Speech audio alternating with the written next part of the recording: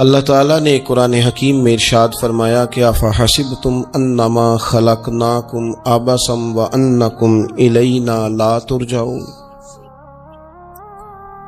فرمایا کیا تم یہ گمان کرتے ہو کہ ہم نے تمہیں بیکار پیدا کیا ہے، اور کیا تم یہ سمجھتے ہو کہ تمہیں پلٹ کر ہماری طرف نہیں آنا؟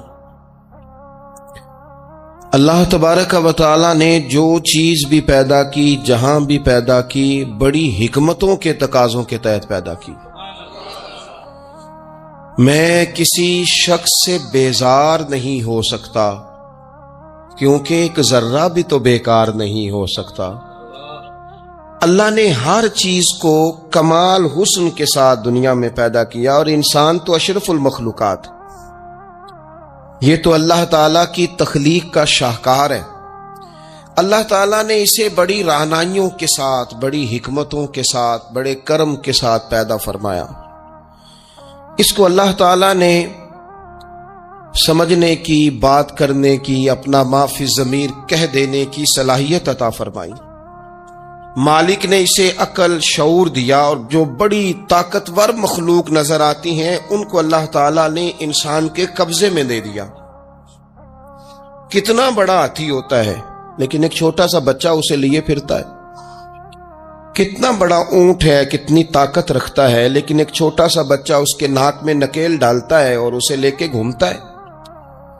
اللہ تبارک و تعالیٰ نے اسے اشرف المخلوقات بنایا ہے۔ اتنے بڑے جہاز ایک انسان کے قبضے میں دے دیے ہیں، وہ جب چاہتا ہے جہاز اڑتا ہے، جب چاہتا ہے اسے زمین پہ اتار لیتا ہے۔ اللہ کی دی ہوئی طاقت سے ملکوں کو سر کرنا، بڑی بڑی ٹیکنالوجی کو ایجاد کرنا خدا نے اپنی توفیق سے اسے عطا کیا۔ اور پھر اگر وہ مسلمان ہے،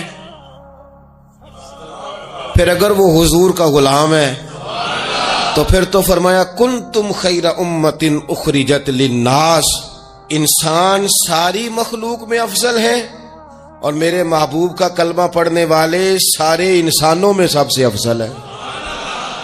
ان کو اللہ نے اور زیادہ فضیلتوں سے، برکتوں سے مالا مال کیا۔ یہ وہ مخلوق ہے، یہ وہ لوگ ہیں، یہ وہ امت ہے کہ جو صرف ارادہ کرتی ہے نیکی کا، کرتی نہیں، ارادہ کرتی ہے تو اللہ نیکی کرنے کا اجر عطا فرما بھی دیتا ہے۔ یہ ابھی پلان کرتی ہے کہ میں یہ کام کروں گا تو رب اس کا ثواب شروع بھی فرما دیتا ہے، لیکن پتہ نہیں کیا ہو گیا ہے لوگوں کو، نیکی کے ارادے کرنے ہی چھوڑتے جا رہے ہیں، نیکی کی منصوبہ بندی کرنی ہی چھوڑ دی ہے، خیر کے لیے پلان کرنا ہی چھوڑ دیا ہے۔ بہت سارا وقت بیکار گزرتا ہے، بہت سارا وقت چوراہے پہ گزر گیا، بہت سارا وقت گپوں میں گزر گیا، عمرے دراز مانگ کے لائے تھے 4 دن، 2 آرزو میں کٹ گئے، 2 انتظار میں۔ ایک ڈھیر سارا طبقہ ہے جس سے پوچھتے ہیں کیا کر رہے ہو، تو کہتے ہیں بس کچھ بھی نہیں، ٹائم پاس کر رہا ہوں۔ تو میں کہتا ہوں یار اتنا فالتو ٹائم کہاں سے آیا جسے پاس کرنا پڑا؟ میں بور ہو رہا ہوں، تو میں کہتا ہوں بور ہونے کے لیے وقت کہاں سے لیا آپ نے؟ آپ تو مسلمان ہیں، آپ کا تو وقت شریعت نے بڑا قیمتی کر دیا ہے۔ آپ تو 1 منٹ میں 3 بار سورہ اخلاص پڑھ سکتے ہیں۔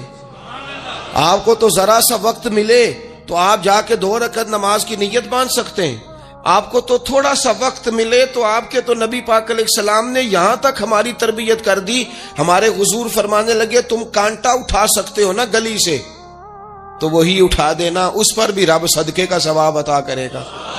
تو یہاں تو کانٹوں سے بھری ہوئی گلیاں ہیں۔ میرے نبی پاک نے تو فرمایا تھا کسی مومن کو بس خوش کر دینا، وہ چاہے لمحے کے لیے ہی ہو، اس کے دل میں راحت ڈال دینا، اسے تسلی دے دینا، روتے ہوئے آنکھ آنسو پونچھ دینا، اس کو کہہ دینا میں تیرے ساتھ ہوں۔ فرمایا مومن کے دل میں تم نے خوشی داخل کر دی تو 60 سال نفل پڑھنے سے اللہ تمہیں زیادہ ثواب عطا کر دے گا۔ تو یہ فارغ بیٹھنے کا وقت کہاں سے آیا؟ یہ بور ہونے کا ٹائم کہاں سے آیا؟ ہم نے اپنے آپ کو بیکار کر لیا ہے، اور رب نے نہیں بیکار پیدا کیا، ہم نے بیکار کر لیا، ہم نے اپنے آپ کو زنگ لگا لیا۔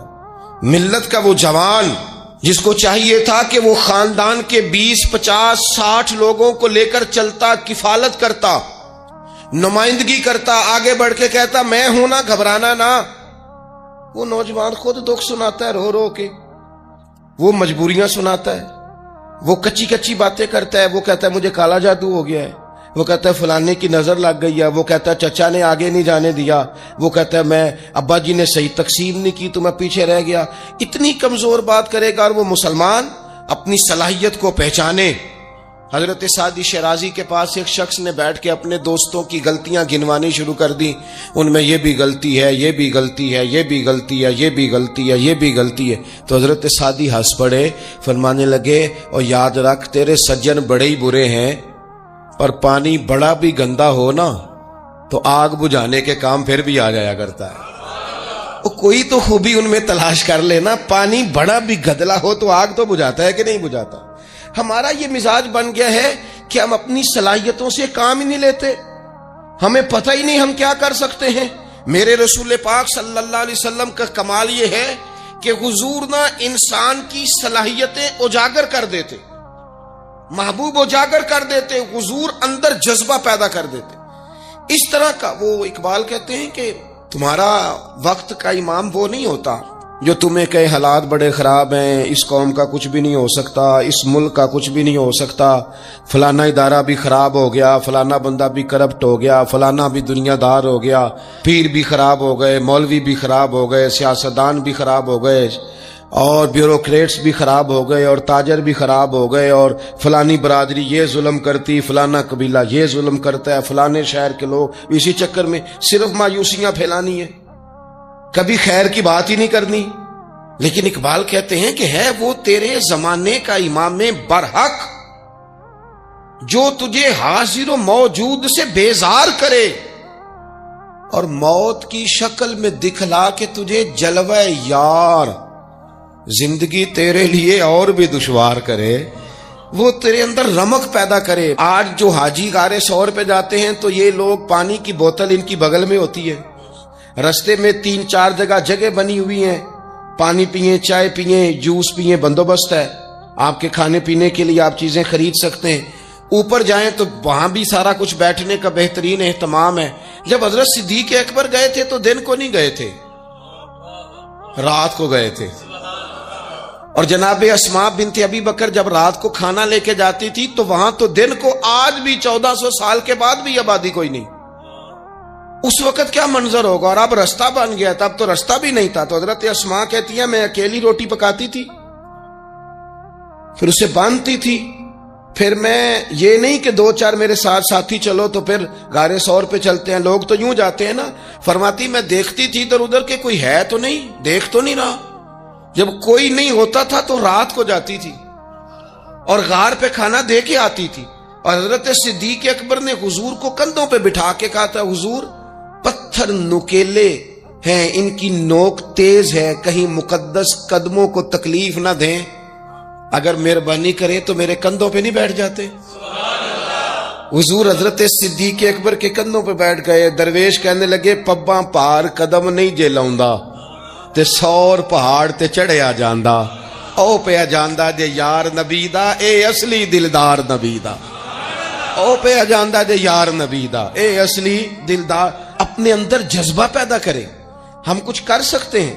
غریب ساری زندگی دکھ ہی سنائے گا کہ میں غریب ہوں. اس نے محنت کب کرنی ہے، جد و جہد کب کرنی ہے، اس نے آگے کب پڑھنا ہے، وہ کب تک یہ کام کرے گا. اپنی زندگی کے اندر شعور پیدا کریں اور اپنی صلاحیت سے کوئی نفع لیں. آپ کیا کر سکتے ہیں زندگی میں؟ میں نے کہا کچھ نہیں کر سکتے. گلی سے روڑا تو اٹھا سکتے ہیں کہ نہیں؟ کچھ انقلاب اپنے مزاج میں پیدا کریں، کچھ تبدیلی پیدا کریں.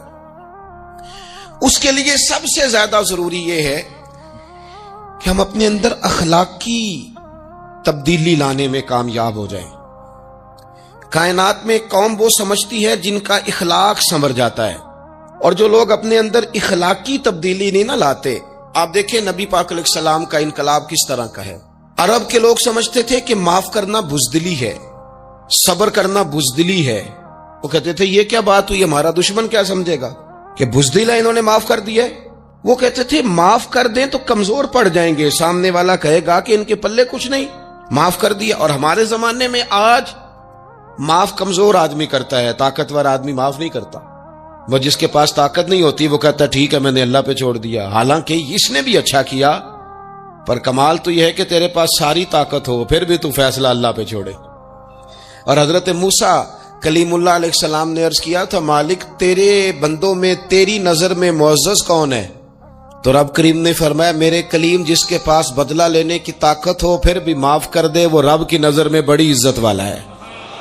عرب کے لوگ سمجھتے تھے یہ بزدلی ہے کہ میں معاف کر دوں، لیکن حضور نے ان کو اخلاقی طور پہ بدل دیا، اور نبی پاک نے فرمایا معاف کرنا بزدلی نہیں، یہ تو اعلیٰ ظرفی ہے۔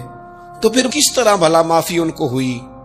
فتح مکہ کے دن حضور نے اس طرح نہیں معاف کیا کہ پہلے ہمارے ہاں بھی لوگ معاف کرتے ہیں تو ہم پتہ کس طرح معاف کرتے ہیں، پہلے ساری اس کی زیادتیاں گنواتے ہیں۔ پتہ ہے نا تو نے اس وقت کیا کہا تھا، یاد ہے نا تو بڑی ڈینگے مارتا تھا، یاد ہے نا تو بڑی بڑھ کے مارتا تھا۔ عرب کے لوگ سارے سامنے کھڑے ہیں، پتہ کون کون ہے؟ اکرمہ بن ابو جہل آخری دن تک لڑے، ابو سفیان آخری دن تک لڑے، سارے لوگ سامنے کھڑے، کچھ بھاگ گئے ہیں جان بچا رہے ہیں۔ حضور نے کیا فرمایا؟ فرمایا پتہ تمہارے ساتھ آج سلوک کیا کرنا ہے؟ یا رسول اللہ بتائیے۔ تو نبی پاک نے فرمایا وہی کرنا ہے جو جناب یوسف نے بھائیوں کے ساتھ کیا تھا، بات ہی کوئی نہیں کرنی، پچھلا قصہ چھیڑنا ہی نہیں، نہ کانٹے بچھانے کی بات کرنی ہے، نہ روڑے مارنے کی کرنی ہے، نہ بدر میں آنے کی کرنی ہے، نہ احد میں پتھر مار کے دانت شہید کرنے کی بات کرنی ہے، نہ خندق کی بات کرنی ہے، نہ خیبر کی کوئی بات۔ جاؤ نہ معاف کیا، بات ہی کوئی نہیں کرنی، معافی دے دی۔ ابو سفیان کہنے لگے حضور مجھے بھی معافی ہے۔ سونیا تیرے کرم پہ قربان جاؤں۔ میرے کریم فرمانے لگے تو قبیلے کا سردار ہے، مکے شریف کے لوگ تجھے بڑا سمجھتے ہیں، دیکھ حضور معاف بھی کرتے ہیں اور عزت بھی دیتے ہیں۔ فرمایا جا میں نے تجھے معاف کیا، اور جو تیری حویلی میں آ کے پناہ لے لے گا میں اسے بھی معاف کر دوں گا، اسے بھی معافی مل جائے گی جو تیرے گھر آ جائے گا۔ اب تبدیلی آ گئی، وہ جو اندر کفر تھا وہ ٹوٹ گیا، انقلاب آ گیا۔ یہی ابو سفیان جو کل تک مخالفت میں لڑتے تھے پھر یہ حضور کے ساتھ جنگوں میں جاتے، اور اس طرح جاتے کہ حضور گھوڑے پہ بیٹھے اور جناب ابو سفیان نے گھوڑے کی لگام تھامی ہے، ہر میدان میں گئے، ہر جگہ خدمت کی۔ اکرمہ بن ابو جہل کا پتر ہے، کوئی کسر نہیں چھوڑی اس نے، حد کر دی، ہر جگہ لڑا، ہر مقام پہ۔ لیکن فتح مکہ کے موقع پر یہ بھاگ گیا تھا، جان بچا کے چھپ گیا۔ اس کی بیوی آئی، آگے کہنے لگی سونیا میرے چھوٹے چھوٹے بچے ہیں، مجھے پتہ چلا ہے کہ میرے شوہر کے لیے آپ نے ڈیتھ وارنٹ جاری کر دیے ہیں کہ جہاں ملے مار دیا جائے، صحابہ نے یہ اعلان کیا ہے، وہ سخت مجرم ہے، اس کے لیے سخت آرڈر جاری کیا گیا ہے۔ تو کریم کیا فرمانے لگے؟ حضور فرمانے لگے تو کیا چاہتی ہے؟ میں کوئی آپ کو قصہ تو نہیں نہ سنا رہا، خدا را مہربانی کریں، تھوڑا سا دل بڑا کریں، تھوڑا سا۔ وہ ساس کہتی ہے جی میں کیویں معاف کر دیاں جی، تانوں پتہ نہیں پیر صاحب میرے اندر زخم کتنے نے، مثلا کیا ہے، گولی مار دی ہے کسی نے کسی کو۔ بہو سے کہیں تو کہتی ہے جی میں معاف کر دوں، اس کو معاف کر دوں، آپ کو بتاؤں اس نے تکلیف کتنی دی۔ مہربانی کرو ایک دوسرے کو معاف کرو، اپنے دل میں گنجائش پیدا کرو۔ اس بندے کی بات ہو رہی ہے جو باپ سے لگا ہوا ہے مخالفت کرنے، ابے نے بھی ظلم کیے، اس نے بھی کیے۔ حضور اس کی بیوی سے کہتے ہیں کیا چاہتی ہے؟ کہنے لگی حضور معاف کر دیں اسے۔ تو نبی پاک صلی اللہ علیہ وسلم نے فرمایا ٹھیک ہے، یہاں تو معافی کا دروازہ تو سب سے زیادہ کھلا ہوا ہے، تو کہتی ہے تو چلو ٹھیک ہے معاف کیا، ہو گئی بات۔ اس نے جا کے جہاں چھپا ہوا تھا اسے کہا اکرمہ حضور نے تجھے معاف کر دیا۔ کہنے لگا کوئی کرنے والی بات کر، وہ معاف کرتے ہیں مجھے پتہ ہے، بڑا کرتے ہیں، پر جو میں نے کیا ہے وہ معافی والا نہیں۔ مجھے معافی ہو سکتی ہے، یہ کیسے ہو سکتا ہے، یہ کیسے ہو گیا، ہو ہی نہیں سکتا۔ اس کی بیوی پھر آئی، کہنے لگی حضور وہ مانتا نہیں، یہ تاریخ صرف میرے رسول کی ہے، یہ سیرت صرف میرے رسول کی ہے، کہ جس کو معاف کیا جا رہا ہے اس کی سمجھ میں بات نہیں آ رہی کہ بھلا مجھے معاف کر دیا ہے۔ حضور کہتے ہیں اچھا تو بتا وہ کیسے مانے گا؟ کہنے لگی حضور اگر کوئی نشانی دے دینا، عرب کے لوگ تلوار دے دیتے تھے، زرہ دے دیتے تھے، پگڑی دے دیتے تھے، چھڑی دے دیتے تھے، یہ دلیل ہوتی تھی کہ فلاں نے نشانی دے دی۔ اگر کوئی مل جائے نا نشانی، محبوبہ اس طرح تو کوئی نہیں کرتا جیسے آپ کرتے ہیں۔ کریم نے اپنے سر سے پگڑی اتاری اور فرمایا میری پگڑی بطور علامت کے نشانی کے لے جا، اسے کہہ دے میں نے معاف کیا۔ اب اکرمہ کو معافی ہو گئی، وہ آ رہے ہیں، یوں اخلاق بدلتے ہیں، وہ آ رہے ہیں۔ یہاں کوئی بڑا آدمی آئے نا تو پہلے اعلان ہوتا ہے فلاں بن فلاں صاحب آ رہے ہیں، اب ان کو دعوت دیتے ہیں، لیکن وہ اعلان چھوٹا کرتا ہے بڑے کے لیے. یہاں انوکھا باب ہے. اکرما کلمہ پڑھنے آ رہے ہیں. نبی پاک صحابہ سے کیا فرما رہے ہیں؟ فرمایا وہ کلمہ پڑھنے آ رہا ہے، اطاعت قبول کر کے آ رہا ہے، سر تسلیم خم کر کے آ رہا ہے، اس کے سامنے اس کے باپ کے کسی ظلم کا اظہار نہ کرنا. اس کے باپ نے بڑے ظلم کیے ہیں، زیادتیاں کی ہیں، ہم تذکرہ یہاں ہوتا ہے، لیکن اس کے سامنے نہ کرنا. اس کا تو ابا ہے نا، اس کا تو باپ ہے نا، کوئی بات نہ کرنا، اسے تکلیف ہوگی. کس کے لیے؟ صحابہ رو رہے ہیں، حضور یہ کس کے لیے تیاری کرا رہے ہو؟ وہ آ گئے، قدموں سے لگ گئے، کلمہ پڑھ لیا، کھول کے روئے، حضور میرے لیے بھی معافی ہے؟ تو کریم نے فرمایا ہاں، میں رحمت والے رب کا رحمت والا رسول ہوں، ہے نا معافی. اکرما مسلمان ہو گئے. پھر تلوار کو صاف کر کے کہنے لگے سونیا پہلے یہ اسلام کی مخالفت میں لڑتی تھی، اب حمایت میں لڑے گی. مجھے بتائیں، ایک ایک گلی اکرما گئے اسلام کی حمایت میں تلوار لے کے، ایک ایک گلی. اور آپ پچھلے جہاد میں بھی گئے تھے، اس جہاد میں نہ جائیں تو کہنے لگے کفارہ نہیں ادا کرنا، پچھلے داغ نہیں صاف کرنے. میں جاؤں گا، گلی گلی جاؤں گا، نگر نگر جاؤں گا، جھنڈا لے کے جاؤں گا. میں بتاؤں گا کہ جب کوئی مدینے والے کے پاس آئے تو رب دل بدل دیا کرتا ہے. انقلاب آتے ہیں، عادتیں بدلتی ہیں، طبیعتوں میں تغیر آتا ہے. کون کہتا ہے نہیں آتا؟ میں جاؤں گا.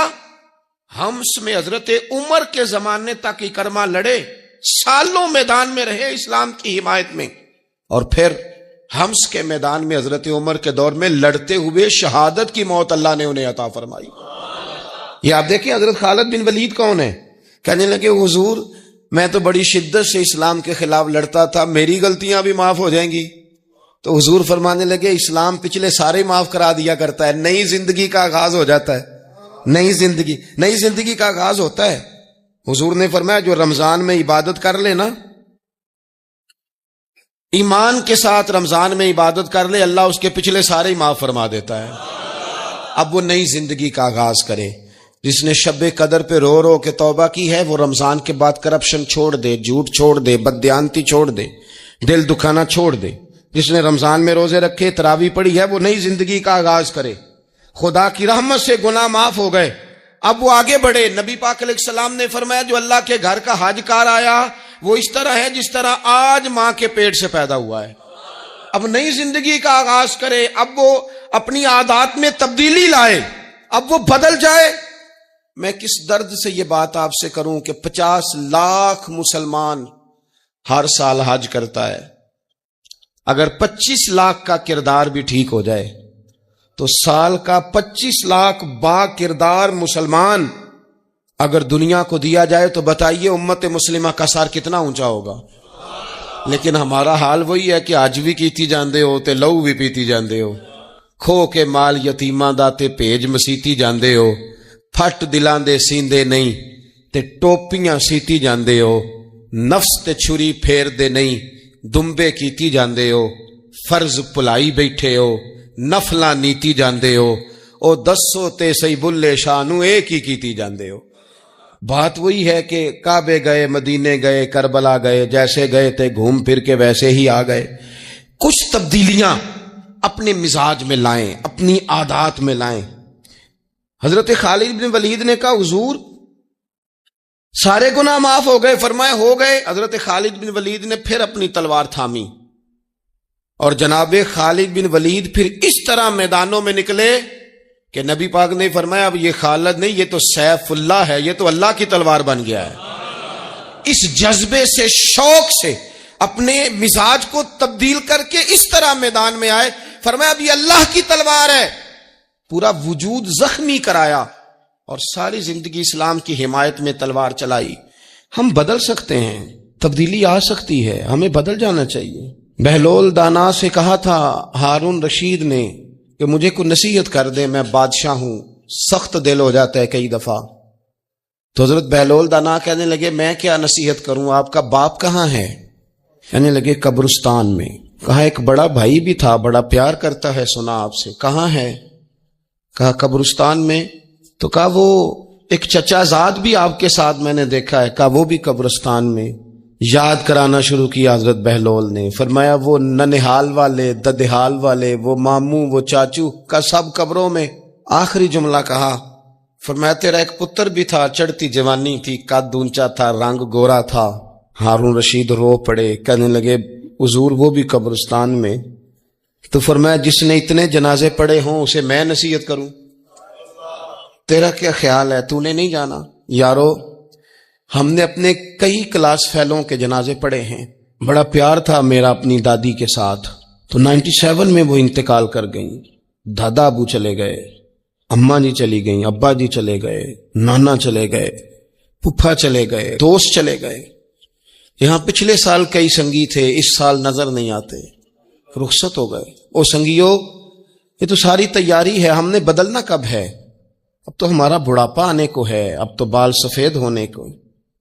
تبدیلی کس وقت؟ اللہ تعالیٰ نے قرآن مجید فرقان حمید کے اندر فرمایا اللہ ولی الذین آمنوا یخرجہم من الظلمات الی النور. اللہ مومنوں کا ولی ہے، وہ انہیں اندھیروں سے نور کی طرف نکالتا ہے، وہ رستہ دکھاتا ہے. بار بار راہ کھلتی ہے ہمارے سامنے پر ہم قبول کرنے کو تیار نہیں ہوتے. کچھ تبدیلی اب آ جائے، کچھ زبان میں مٹھاس آ جائے، کچھ ہمارے عمل میں پختگی آ جائے. ہم نہ بہت سارے کام لوگوں کو دیکھ کر کرتے ہیں، اس سے تھوڑی جان چھڑائی جائے. کچھ اپنے اندر جو قباہتیں ہیں، کچھ اپنے ساتھ جنگ کی جائے. نبی پاک علیہ السلام نے فرمایا افضل جہاد اپنے نفس سے لڑائی کرنا ہے. اپنے آپ کے ساتھ کچھ جد و جہد کی جائے، کچھ اپنے خلاف بھی چلا جائے. ساری زندگی دوسروں سے لڑتے، دوسروں پر اپنی غلطیوں کا بوجھ ڈالتے گزر گئی، کچھ اپنے نفس پر بھی. حضرت باجید بستامی سے کسی نے کہا حضور میں نے اللہ تک جانا ہے، رستہ بتا دیں. فرمایا 2 قدم کا رستہ ہے. فرمایا 1 قدم اپنے نفس کی خواہش پہ رکھ لے تو دوسرا قدم تیرا رب تک پہنچ جائے گا. تو اپنے آپ کو کنٹرول نہیں نہ کرتا، اپنے آپ سے تو لڑ پہلے. اقبال کہتے ہیں ڈھونڈتا پھرتا ہوں اے اقبال اپنے آپ کو، آپ ہی گویا مسافر آپ ہی منزل ہوں میں. نبی پاک نہ تبدیلی کرتے. یہ جو لوگ کہتے ہیں نا کیسے بدلوں، تو حضور بدلنے ہی تو آئے ہیں.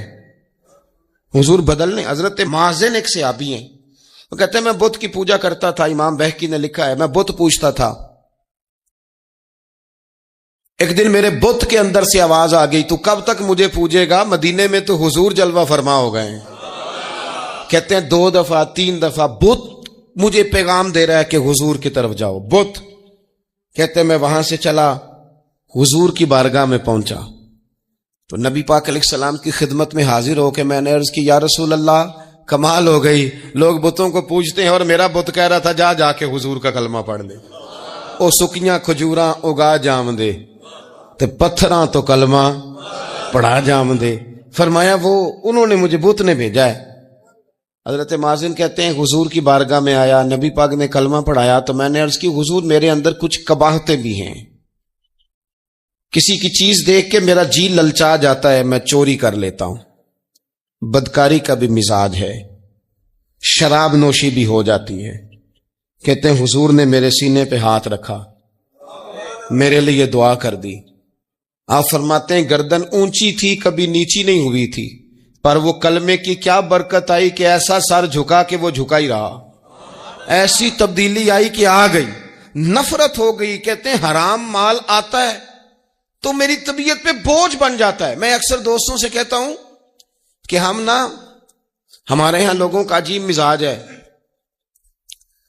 وہ اپنا مائنڈ سیٹ کر لینا، کبھی ذہن بنا لینا یہ چیز حرام ہے تو وہ کبھی بھی حلق سے نیچے ہی نہ جائے. آپ گوشت کھا رہے ہوں اور بڑا اچھا پکا ہوا ہے، بہترین مسالہ جات لگے ہوئے ہیں، بہترین، آپ کھا رہے تھے گوشت، کوئی بندہ آپ کے کان میں آ کے کہہ دے صدقے کا ہے، اس کا منہ میں ذائقہ بدل جاتا ہے کہ نہیں؟ بھئی گوشت تو وہی ہے، یہ کیسے بدل گیا؟ کیونکہ آپ کے نا وہاں کمپیوٹر میں فٹ ہے کہ صدقہ میرے لیے درست. آپ وہ کہتے ہیں یہ تو فارم بن گیا. بھئی یہ کیا بن گیا؟ چلیں اس سے بھی آگے چلتے ہیں. آپ کھا رہے تھے گوشت اور بڑا لطف آ رہا تھا تو کسی نے کہہ دیا کہ تو جانور ٹھیک ہی نہیں تھا، بیمار تھا یا حرام تھا، ذبح ہی نہیں کیا تھا، صحیح طور پر ایسے ہی اس کو پکا دیا، مر گیا تھا. تو اب تو یہ حال ہوتا ہے کہ الٹیاں شروع ہو جاتی ہیں کیوں؟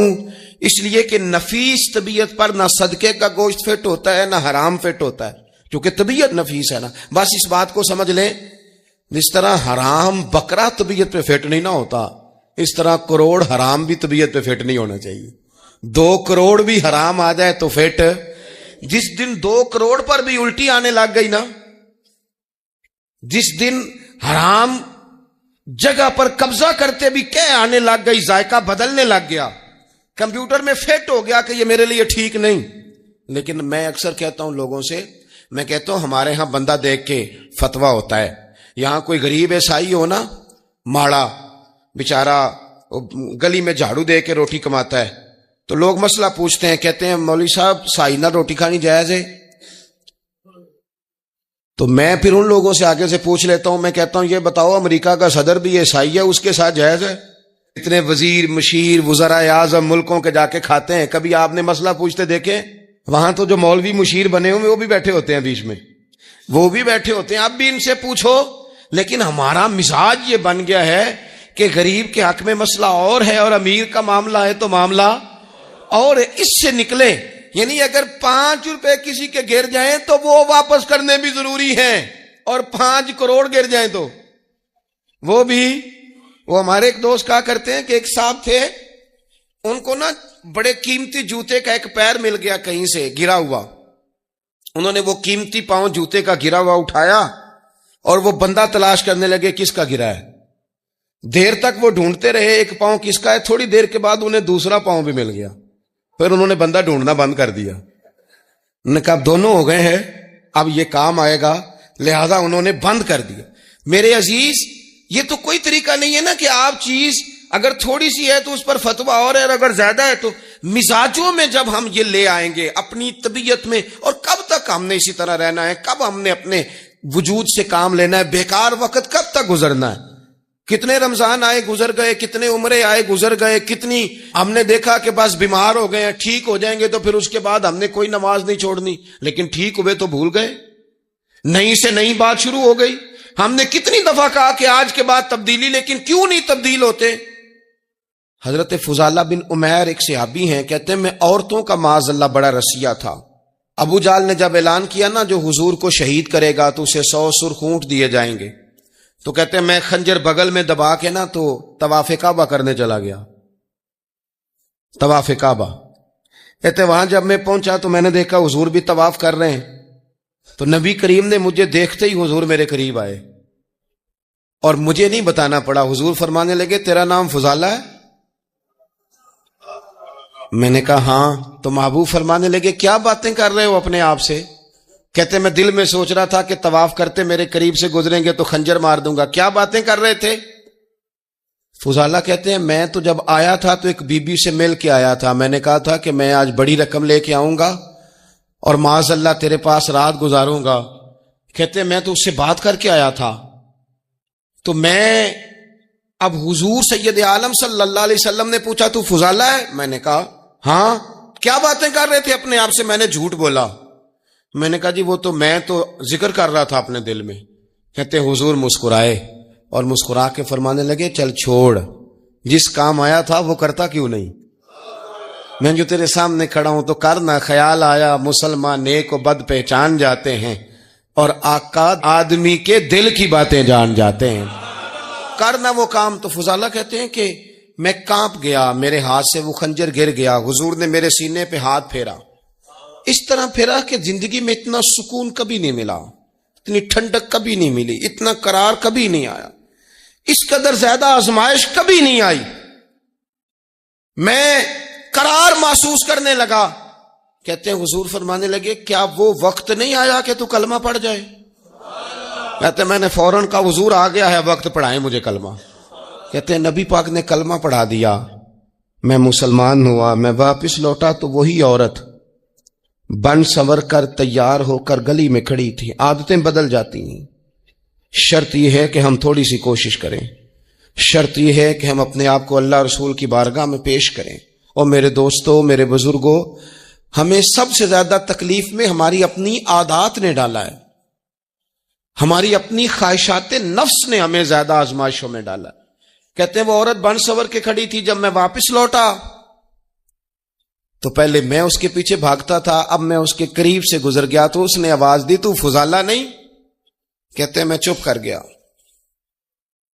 وہ پھر پیچھے دوڑی، میرا گریبان پکڑ کے کندھا پکڑ کے ہلایا، تو فضالہ نہیں؟ کہتے میری جھکی ہوئی گردن، میں سر نہیں اٹھاتا۔ مجھے کہنے لگی تو وہ نہیں ہے جو فضالہ ہے؟ میں نے کہا ہوں میں فضالہ، پر وہ والا نہیں جو تجھے ملا کرتا تھا۔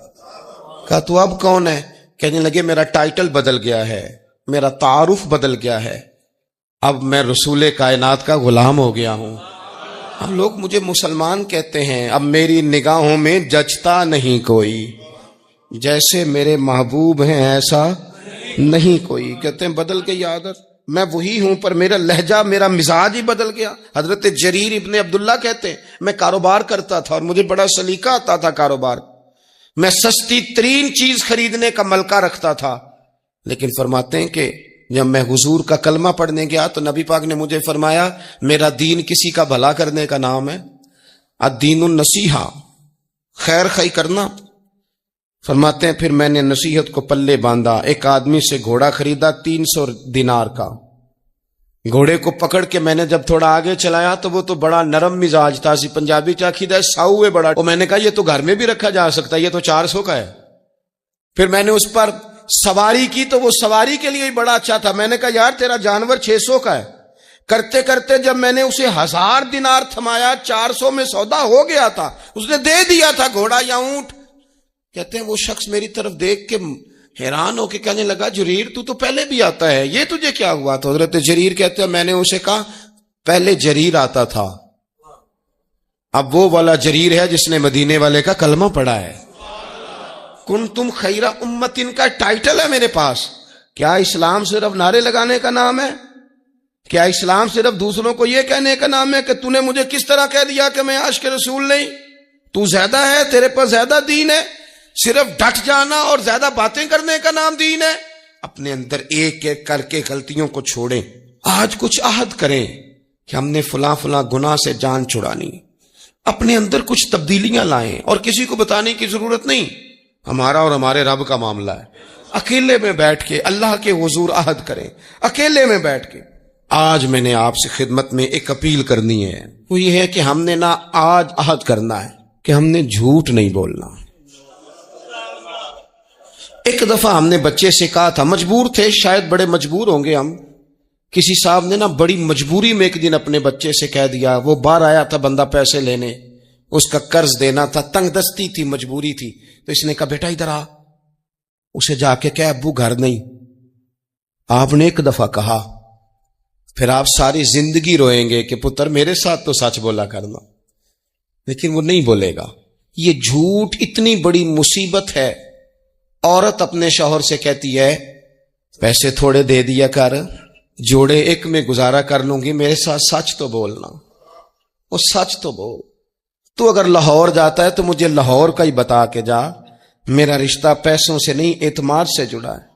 ماں کہتی ہے ماں بیٹے سے، پتر سچی بات تھوڑی کر لیا کر، سچی کیا کر، سچ ختم ہو گیا۔ اب لوگوں نے جھوٹ کا نام بدل دیا ہے، کہتے ہیں میں نے بہانہ کر دیا تھا۔ او بھئی آپ نے جھوٹ بولا تھا، صاف صاف کہیں، نام بدل دیا۔ جھوٹ کھا گیا میرے ملک کو، جھوٹ کھا گیا اس ملت کو، جھوٹ نے اس امت کو قریب سے آ کے تھام لیا۔ ہم بڑی آزمائش میں ہیں، ہم مطلب ہر شخصی الا ماشاءاللہ، ہر شخصی، آپ کسی شخص سے کوئی معاہدہ کرتے ہیں، کوئی چیز بنانے کی بات کرتے ہیں، خریدنے کی بات کرتے ہیں، وہ جو کہتا ہے اس پر پورا کیوں نہیں اترتا؟ وہ غلط بات کیوں کرتا ہے؟ میرے نبی پاک علیہ السلام سے پوچھا گیا مومن بزدل ہوتا ہے؟ حضور نے فرمایا ہو جاتا ہے، کبھی یہ غلطی آ جاتی ہے۔ حضور مومن کنجوس ہوتا ہے؟ فرمایا کبھی ہو جاتا ہے۔ یا رسول اللہ مومن جھوٹا بھی ہوتا ہے؟ تو میرے رسول فرمانے لگے نہیں، میرا کلمہ پڑھنے والا ساری غلطیاں کر سکتا ہے، میرا مومن جھوٹ نہیں بولا کرتا۔ مومن جھوٹ۔ ابو سفیان کو کیسر روم نے، ہرکل نے اپنے دربار میں کھڑا کر کے کہا ابو سفیان ابھی کلمہ نہیں پڑھتے تھے، تمہارا کوئی رشتہ ہے نبی پاک سے جنہوں نے مجھے بھی خط لکھا ہے کہ مسلمان ہو جاؤ؟ کہنے لگے ہاں میں چچا ہوں رشتے میں۔ کہا وہ کیسے ہیں پیغمبر؟ تو ابو سفیان کہتے ہیں چونکہ میں مخالف تھا، میں نے وہ ساری باتیں کی جو ہم ان کے خلاف کرتے تھے، اس نے آخری بات پوچھی، اس نے کہا ابو سفیان یہ بتا کہ وہ جنہوں نے اعلان نبوت کیا ہے کیا کبھی انہوں نے جھوٹ بھی بولا ہے؟ تو ابو سفیان کہتے ہیں کہ 1 منٹ کے لیے میں نے کہا کہہ دوں، مخالفت تھی نا، تو پھر میں نے سوچا یہ تو عرب کی وزاداری کے خلاف ہے، عرب میں سے تو کوئی جھوٹ بولنا پسند ہی نہیں کرتا، اور پھر میں اگر حضور کو معاذ اللہ جادوگر شاعر کہوں گا تو شاید کسی کو 1 منٹ کے لیے متوجہ کر سکوں، اور نبی پاک نے جھوٹ بولا ہے، یہ تو مانے گا ہی کوئی نہیں۔ کہتے ہیں بادشاہ نے پھر زور دے کے کہا سردار بتاتے کیوں نہیں، کیا کبھی انہوں نے جھوٹ بھی بولا ہے؟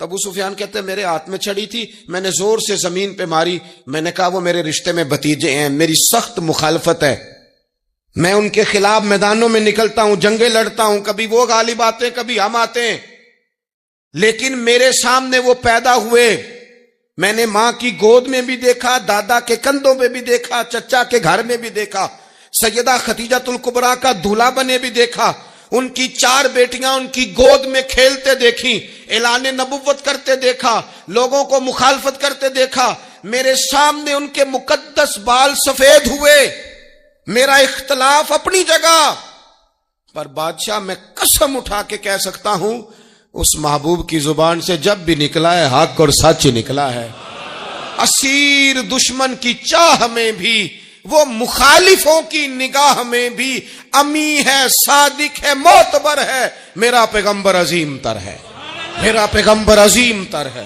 میرا پیغمبر عظیم تر ہے۔ جھوٹ نہیں کبھی حضور نے بولا۔ کہتے میں نے جواب دیا تو سناٹا چھا گیا سارے دربار میں، کتنے اس نے سوال پوچھے، گھنٹوں بات ہوتی، سناٹا چھا گیا، اور پھر بادشاہ نے اپنا پرنا اٹھایا، چادر اٹھائی، کندھے پہ رکھی اور جانے لگا، تو میں نے پیچھے سے پلٹ کے کہا بادشاہ اتنے تو نے سوال کیے، اتنے میں نے جواب دیے، رزلٹ کا بھی تو اعلان کرنا، نتیجہ بھی تو دینا، کیا نکلا؟ تو کہتے ہیں وہ جا رہا تھا، وہیں کھڑے کھڑے اس نے چہرہ میری طرف پھیرا اور کہنے لگا سردار نتیجہ تو نکل آیا ہے، رزلٹ تو نکل آیا۔ جس بندے نے کبھی بندوں سے جھوٹ نہیں بولا وہ یہ جھوٹ کیوں بولے گا کہ میں اللہ کا رسول بن کے آیا ہوں؟ نتیجہ تو نکل آیا، بات تو کلیئر ہو گئی، اب آگے کیا جانا ہے؟ ایک سردار تھے کسی قبیلے کے، وہ حضور کی بارگاہ میں کلمہ پڑھنے آئے، امام راضی نے لکھا ہے، کہتے میرے اندر 4 غلطیاں تھیں، میں شراب بھی پیتا تھا، چوری بھی کرتا تھا، بدکاری بھی کرتا تھا معاذ اللہ، اور جھوٹ بھی بولتا تھا۔ حضور کی بارگاہ میں آیا، عرض کی یا رسول اللہ بچپن سے لے کر یہ بیماریاں لگ گئیں، بڑی کوشش کی، ابا نے بڑا مارا، لوگوں نے بڑا کہا، چھوٹی نہیں، اور میں چھوڑ سکتا بھی نہیں۔ ان کا خیال تھا نا جس طرح ہمارا خیال ہوتا ہے فلانی چیز نہیں چھوڑ سکتے، میں چھوڑ سکتا بھی نہیں۔ حضور ایک چھوڑ سکتا ہوں، ایک چھڑوا لیں آپ اور کلمہ پڑھا دیں۔ حضور نے فرمایا بالکل ٹھیک ہے، تو ایک چھوڑ دے۔ یا رسول اللہ کون سی؟ فرمایا جھوٹ نہیں بولنا۔ جھوٹ، وہ شراب بھی پیتے ہیں، وہ کہتے ہیں میں بدکاری بھی کرتا ہوں، چور بھی ہوں۔ حضور نے کیا فرمایا؟ جھوٹ۔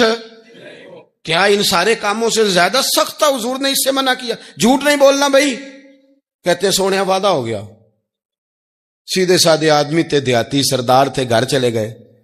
کہتے ہیں جب وہ شراب کے قریب جانے لگا تو دل میں خیال آیا کہ حضور کے پاس شراب پی کے جاؤں گا، اگر کسی نے پوچھا کہ پی ہے تو جھوٹ تو بولنا نہیں، سچ بولوں گا تو حال کیا ہوگا بھلا؟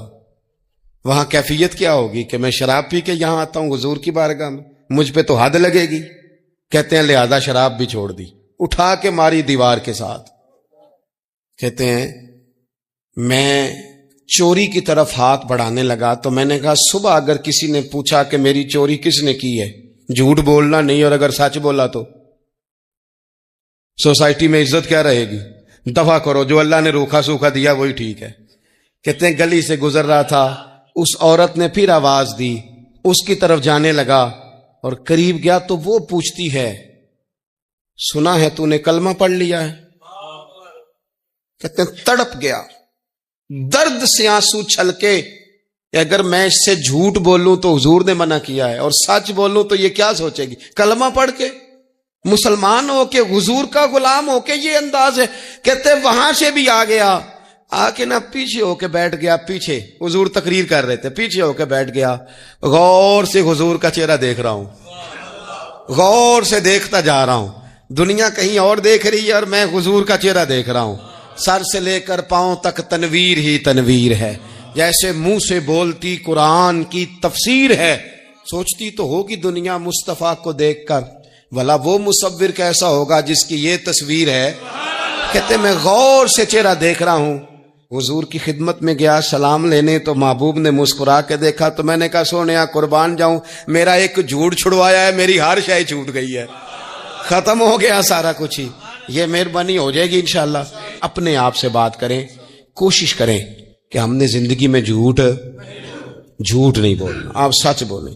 میری ملک کے لیڈر اگر قوم کو صرف سچ بتائیں ہمارے پاس کیا ہے, ہم کتنا سروائیو کر سکتے ہیں, کہاں تک جا سکتے ہیں, آپ یقین کریں قوم کا اعتماد قائم رہے. اگر ہم اپنے بچوں سے سچ بولیں, اپنے دوستوں سے سچ بولیں, اپنے محبت کرنے والوں سے سچ بولیں, ہمارا اعتماد نہیں خراب ہوگا, اعتماد قائم رہے گا. وہ ایک شخص نے آ کے کہا تھا نا یا رسول اللہ میں 2 نمازیں پڑھوں گا, اگر آپ کہتے ہیں تو کلمہ پڑھتا ہوں, 5 نہیں پڑھ سکتا. فرمایا تو آ جا 2 ہی پڑھنا, لیکن یہ چھٹی صرف حضور دے سکتے ہیں اور نہیں کو دے سکتا. حضور نے فرمایا 2 ہی پڑھنا. صحابہ کہتے ہیں 2 نمازوں کی شرط پہ کلمہ پڑھا. پھر شارحین فرماتے ہیں وہ وقت بھی آیا کہ وہ تہجد بھی پڑھا کرتے تھے.